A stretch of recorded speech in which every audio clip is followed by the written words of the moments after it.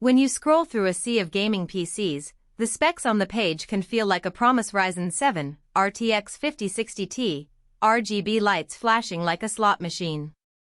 The problem is, countless buyers have told me they end up with a machine that looks perfect on paper but falls short when they fire up their favorite titles or try to squeeze a little work in between game sessions.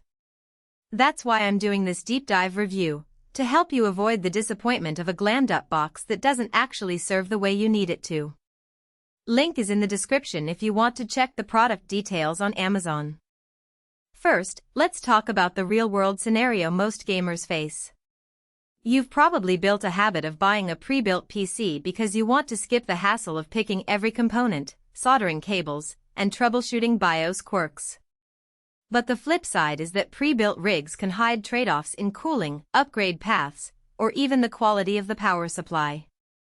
The CyberPowerPC model we're looking at claims a Ryzen 7 9700X and an RTX 5060 which at a glance sounds like a solid 1080p TO 1440p performer.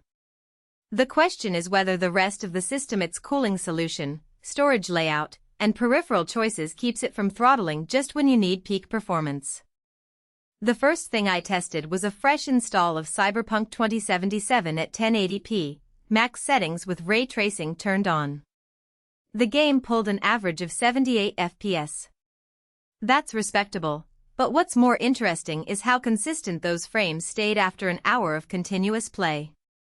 The side panel is tempered glass, which looks great for a showcase, but it also means the case isn't as easy to open for quick fan adjustments. The stock fans are a mixed bag. The front intake pushes enough air to keep the CPU under 70 degrees during heavy load, but the rear exhaust seems a little underpowered, so the GPU temperature hovered around 80 degrees after a long session.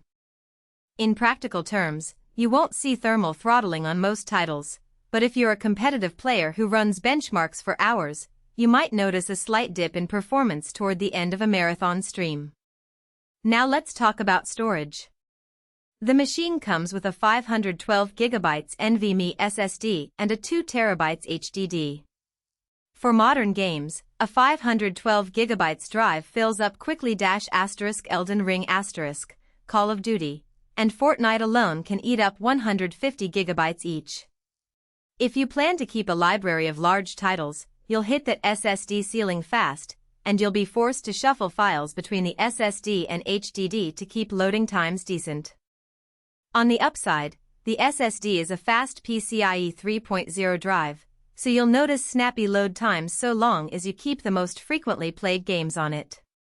Just be ready for a bit of file management work if you want to stay within the SSD's sweet spot. One hidden cost that shows up when you open the box is the bundled keyboard and mouse. They are marketed as custom RGB accessories, and they do light up, but the key travel is shallow, and the mouse sensor tops out at 2400 dpi, a number that feels low compared to the 5000+ dpi options found on a mid-range gaming mouse. For a casual gamer who likes a flashy setup and doesn't mind a modest feel, they're fine. If you're a precise shooter who relies on high DPI and programmable buttons, you'll probably want to replace them sooner rather than later. The good news is that the system has enough USB ports, 4 on the front and 3 on the back, to accommodate upgrades without fuss. Connectivity is another area worth highlighting.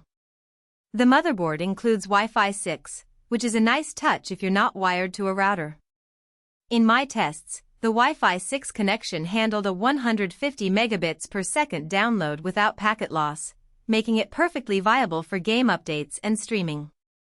However, the Ethernet port is only a 1 gigabit per second RJ45, and the board uses an older Realtek controller that can be a bit temperamental with certain routers. Nothing you can't work around, but it's something to keep in mind if you prefer wired stability over wireless convenience. When we move from gaming to everyday tasks, the Ryzen 7 9700X shows its versatility. I ran a quick set of Photoshop edits and a couple of virtual machine instances while streaming a game. The CPU stayed under 60 degrees, and there was no noticeable hitch in the stream. That tells us the PC can double as a light content creation workstation without turning the house into a sauna. The downside is the lack of a dedicated Thunderbolt port, which some creators rely on for high-speed external drives. If you need that kind of bandwidth, you'll need a PCIe expansion card, which will add cost and open up the case again. The tempered glass makes that a bit more delicate. Now, who should actually buy this rig? If you're a gamer who wants a ready-to-play 1080p experience, enjoys the visual flair of RGB lighting, and doesn't mind swapping out the keyboard or mouse down the line, this is a solid, no-surprise purchase.